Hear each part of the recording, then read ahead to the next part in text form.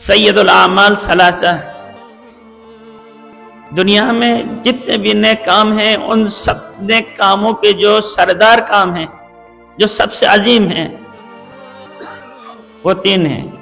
ایک روایت میں اس طرح آیا ہے سید الاعمال، دوسری روایت میں آیا ہے دنیا میں مشکل ترین اعمال تین ہیں جو خدا نے اپنے بندوں کے اوپر جو سب سے مشکل تکالیف عائد کی ہے، وہ تین ہیں۔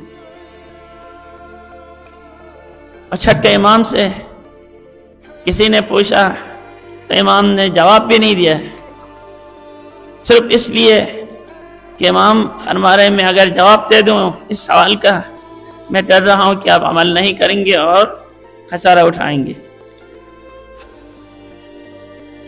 وہ تین کام کون سے ہیں جو تمام کاموں کے سردار ہیں؟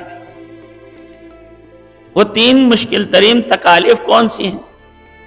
کہ سب سے پہلے انصاف، عدل، سب سے مشکل،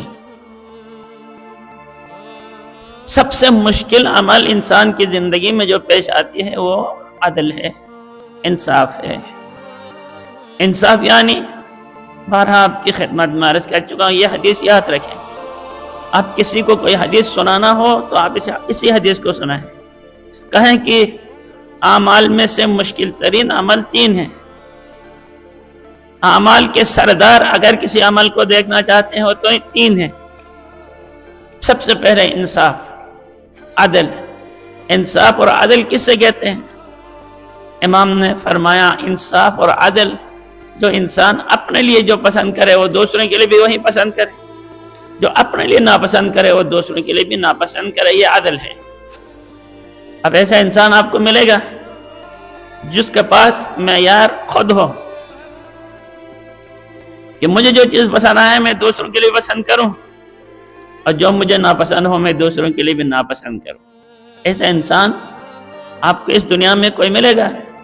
شاید بہت کم افراد ہوں گے جو اس صفت کے حامل ہوں گے، جو اپنے لیے پسند کرنے والوں کو دوسروں کے لیے پسند کرے، جو اپنے لیے ناپسند ہو دوسروں کے لیے بھی ناپسند کرے۔ اگر کوئی ایسا انسان ملے وہ انسان عادل ہے۔ تفصیلات میں نہیں جائیں گے، وقت نہیں ہے۔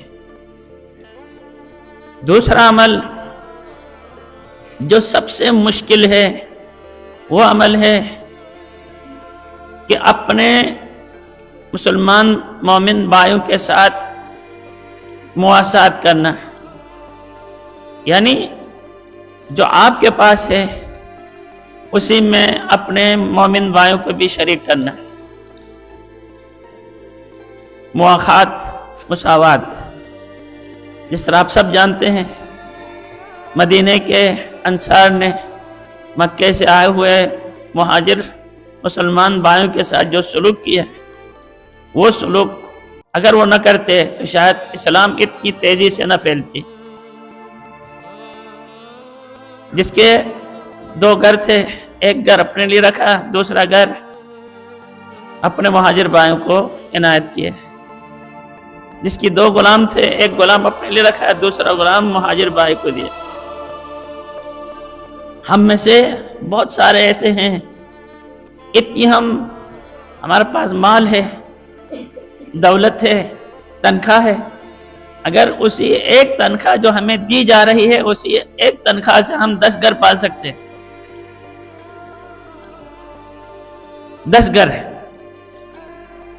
اپنا گھر بھی دوسروں کا گھر بھی۔ نام ہم اہل بیت کا لیتے ہیں، اور اہل بیت ہمیشہ احسار و فداکاری اور عدل کے نمونے تھے۔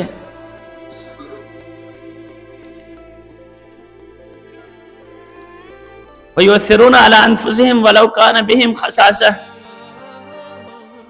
یہ احسار کرتے تھے۔ احسار یعنی اپنے سے دوسروں کو مقدم سمجھتے تھے، جو خود محتاج ہونے کے باوجود اپنی احتیاج والی چیز اپنے سے زیادہ ضرورت مند کو عنایت کرتے تھے اور خود محتاج ہوتے تھے۔ آپ نمونے اہل بیت علیہ السلام کی وقتاً فوقتاً آپ سنتے رہیں۔ جب یہ دو عالم جو وہی لباس جو شادی میں پہن کے آئی تھی جب سائل آیا تو وہ لباس اس نے دلہن کا لباس سائل کو دے دیا اور پرانے کپڑے پہن کے بیٹھی رہی۔ پیغمبر نے آ کے دیکھا کہ دلہن پرانے لباس میں ملبوس ہے۔ کہا بیٹی نیا لباس؟ کہا بابا ایک سائل آئے تھے، انہوں نے لباس مانگا تو مجھے شرم آئی پرانے لباس خدا کو دے دوں اور نئے لباس خود رکھوں، لہذا میں نے مناسب سمجھا نئی لباس جو تھی وہ خدا کے نام پہ سائل کو دیا، پرانے لباس خود دیا۔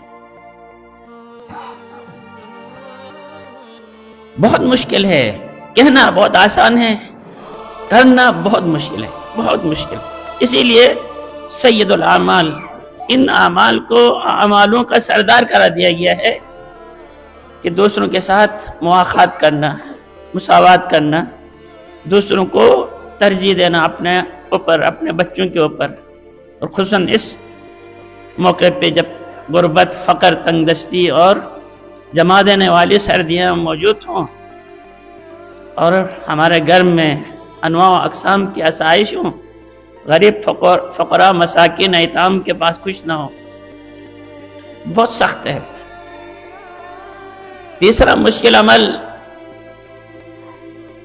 جو شریعت میں بیان ہوا ہے، جس کو اعمال کا سردار قرار دیا گیا ہے، وہ ہے ہر حال میں خدا کی یاد کرنا، ہر حال میں خدا کی یاد کرنا۔